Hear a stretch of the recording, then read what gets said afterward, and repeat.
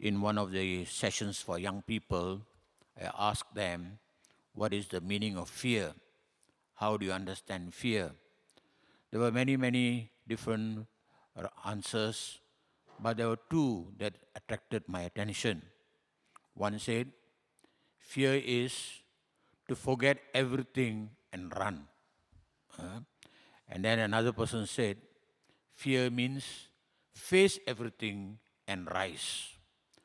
So we have an option, that is to forget everything, throw away everything and run when things are not in our favor, or we can face it and rise. It's up to us. And that is why today maybe it's good to ask ourselves, when fear grips you, what do you do? When fear grips you, what do you do? Run or rise? You answer that. Okay? We find that Jeremiah was encountering great opposition in his time.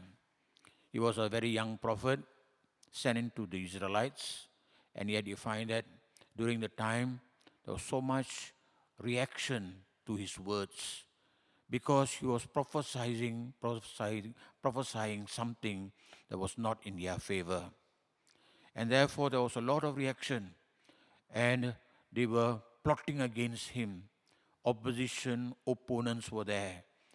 And it's during this time that he's praying, turning his attention from the opposition towards the God who sent him, the God who has given, the God of love who was with him. He's turning from looking at fear because he was afraid. There are times when he said, Lord, you have seduced me. Like I see, God has taken over him. And yet you find he was saying, I trusted God to deliver him. Then when we look at the Roman letter to the Romans, it is about the early Christian community. And Paul is telling them they were also going through a hard time. They are talking about death, life after death, and what happens.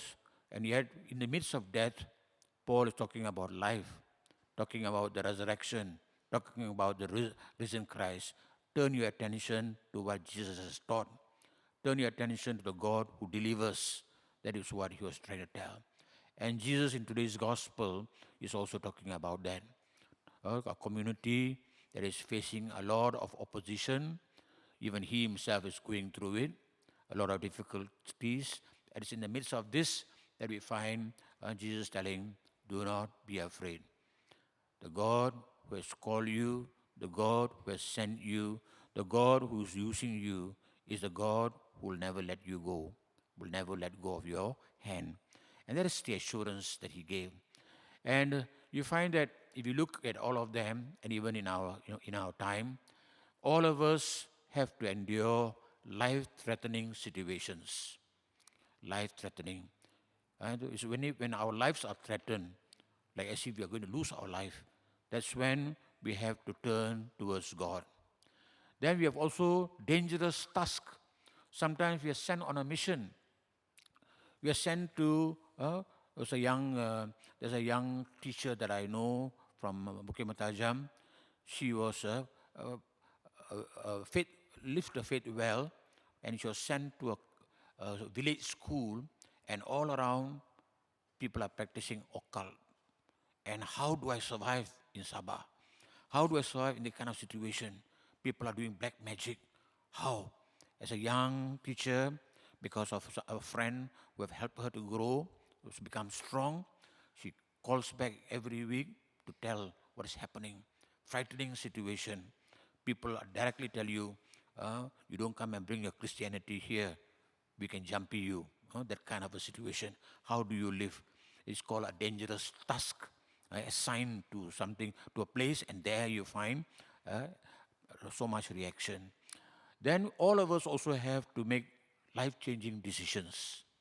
There are times where you all have to make decisions, whether in marriage, whether in job, whether in changing, buying a new house, or moving away from what they call JB to going back to typing maybe. You need to, what they call, make decisions, you find life-changing decisions. And that also demands And there's also a certain fear that will always arise. And therefore, how do we cope? So you find that whether it's a life-threatening situation, whether it's a dangerous task or work, or life-changing decisions, you find that these are moments that are intimidating. They put pressure on us. Fear comes. It gives us the shivers sometimes. We freeze up. Feelings overtake thinking. You find that you cannot fight that feeling of wow, pressure. You find that these are moments that are intimidating. But these are also moments that demand a stand. You have whether it's for yourself, whether for your family, or for your race. Sometimes we belong to a particular race, the race is being challenged, or for your nation, or for your faith and God. You find that each one of us will be challenged in these areas, and it always demands a stand. The stand, though we are afraid, what is your stand? That is the question that we have to answer. These are moments that demand attention and addressing them. When these things come, you cannot say, I don't want to address it. Somehow, we have to pay attention to these moments because that is your history. And therefore, you need to address them. And when you say address them, we are called to face them. Even though the fear is there, even though we know how threatening the situation is, we have to face it. We have to face these kind of tensions. Okay? Either with fear or with fortitude or faith. Three things. Fortitude with the strength. With your own strength. I persevere. Either I can look at it with fear, frightened like anything, or I can with an inner strength, and then with faith. God knows. God take over. See, there are three options we have. And we find that over here, finally, we have to decide for ourselves which option. Give in to fear, or face it with fortitude, or face it with God. These are the three. So therefore, when we see sometimes why we are not able to handle fear is because we don't have the right notion of fear. Fear, you find that when we have the right notion of fear, the right understanding of fear, then we are able to overcome fear. And that is why in one seminar, this person commented during a group dynamics session, he says 60% of our fears are unfounded. Nothing there, but we simply frighten ourselves. 60%, he says. 20% of our fears are behind us in the past. Already happened, and yet we are still keeping it. We are still thinking about last time this happened, 10% of our fears are petty. They make no difference. How much attention you give to it also, nothing will change. Makes no difference. Unimportant. 5% are real, but you cannot do anything about it. You are growing old, just say lah. Can you change that? Cannot. Aging is part and parcel. I cannot. I am 67, surely going 68. So can I change that? Can I become younger? So no need to worry about all these kind of things. We have to be clear about what to worry and what not to worry lah. So 5% are real, but we cannot do anything about it. I'm an Indian. Can I change that? I cannot change that. That is me. Yeah? So therefore, sometimes people are unrealistic. If I'm dark lah. Can I become white, isn't it? Put follow me or rejoice or what. You cannot make yourself white, isn't it? Okay. So let's be honest about that. We live with what we have. Okay. And the last 5% are real, and we can do something about it. That means so many fears we have, only 5% only are important. Something that we can do. Okay? And we have to identify that. So we must know which of the fears that we can, need to be handled. So many fears, buang. This one, buang. Cast it out. Throw it out. Because it's irrelevant. No point. Only handle what you need to handle. And there's only 5% only. So 95% can throw away. Okay? So, that is the first notion. We must understand that only 5% matters to us. Then the other thing is, all fears have a root. It is the fear of loss. Not pain, loss. Because everybody fears to lose their life. If people torture us, can I tahan? Can I die? Will I die? No, this is the loss of life. Okay, it can be a loss of loved ones. That is our fear.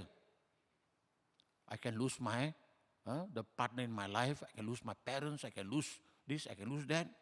Okay, loss of job. That is a worry of many people.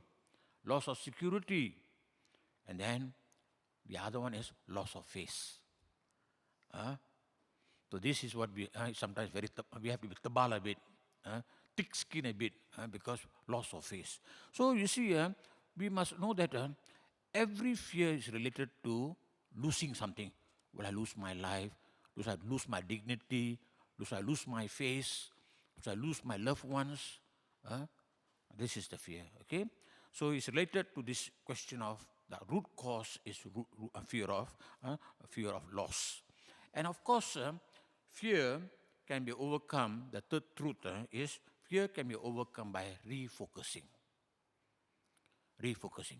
Focusing from fear, like Jeremiah, we turn towards God. Turn to God. Or like Jesus telling, don't look at the opponent. Don't look at the opposition alone. Slowly look at the God who is in the opposition. God who is in the situation. Turn your eyes. Look for the God in that noise. Look for God in that war. Look for God in that pandemic. Then our fears shift. Our fears becomes moments of grace. So you see, when we have the right understanding of fear, a lot of things are overcome. So that is why today we find Jesus has given us also 3 do not be afraid. And in this trying time, and also some people say it's the VUCA time. VUCA means volatile, uncertain, complex, ambiguous. Everything is not clear. We are living in this situation, in this time. This everywhere. It's not only American problem or British problem, it is also a Malaysian problem. All over the world, we are going through what is called the VUCA. The VUCA dynamics, volatile. Everything is changeable, uncertain, complex, and ambiguous. So when we have this kind of a situation, how do we keep going? And that is why Jesus says, do not be afraid of the opponents. Do not be afraid of the opposition. Do not be afraid of the difficult trials that you are going through. And do not be afraid of people who want to sabotage you, who are making evil plans, evil deeds, evil schemes. Especially in the working life, you want to go up, somebody want to pull you down. And all these are happening. And therefore he said, do not be afraid. Why? He said, you just wait. Don't fight fire with fire. I will uncover. I will expose the evil. The evil cannot continue for a long time. You find that God will open a way, He'll uncover it. Hey, something is wrong here. See, God protects His own by revealing that. But not your time, His time. His way, not our way. Sometimes we want to bang the floor immediately, We want answers quick, But that's not the way it works. So the third, do not be afraid, is what people can do to us. People can, like the case, make jumpy on us. They can send evil against us. They can do a lot of hurts to us. But they can even torture us. He said, do not worry about them. Worry about the one who can destroy your soul, the God of our lives. So you find that even they can think they can control your body, but they cannot control your soul. The soul belongs to God, and it belongs to God. The body, they can try to break it, but the soul cannot be broken unless you allow it. So, and finally, the third do not be afraid is, our concern is most of the time, I'm not important to God, I'm not important to people, I'm not important to situations. We always keep thinking, who am I? I'm so small only, That is why he's saying, you are more important than 100 sparrows. You are more important. See? And that is what we have to realize, that to God we are important. Wherever you are, whatever you are doing, we must not be afraid, because He created us, He watches over us, and He holds us in His arms. We may not feel Him sometimes, we may not experience Him, but He is there. And that is what keeps people going. Even those who are prisoners of wars, people who were made in Vietnam or during Nazi Germany, you find that what helped them to continue is knowing that God is with them, that He will not let them go, that they are there for a purpose and they are important. So we are not. Don't look at ourselves as unimportant. We are not just we are not just one speck. Though we may be a speck, but we are important specks. And that is what God is trying to tell us. So therefore, today, the only just to let you know, the minute our focus goes to God, fear begins to fade. That's why focus on God, and your fear begins to fade. It means disappear. Slowly, like a smoke, it just go off. That's why you find that God gives us the peace. His peace the world cannot give.